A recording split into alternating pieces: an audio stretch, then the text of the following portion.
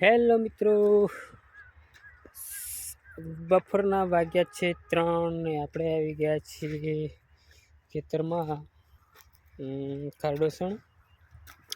અને મિત્રો આપણે ખેતરમાં વાયેલા છે ઘઉં. તમે જોઈ શકો છો મસ્ત મજાના ઘઉં આપણે ઉગી ગયા છે. જોઈ શકો છો મિત્રો, લગભગ 5 તારીખનું વાવેતર છે.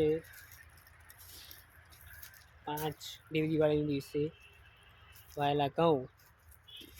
20-22 દિવસે આપણે અહીં ઘઉંને પાણી આપવાનું છે. અને ઘઉંની તો એક જ ડાળીમાંથી વધારે પ્રમાણમાં ગ્રોથ થાય એના માટે આપણે સલ્ફર સાથે યુરિયા અને ઝીંક પહેલાં પાણી આપવાનું છે, જેથી કરીને ઘઉંનું ઉત્પાદન સારા પ્રમાણમાં મેળવી શકાય. બરાબર, પહેલાં પાણી જો આ ખાતર આપવામાં આવે તો ઘઉંનો ગ્રોથ સારામાં સારો થાય છે. જોઈ શકો છો મિત્રો, અત્યારે ઘઉં મસ્ત છે.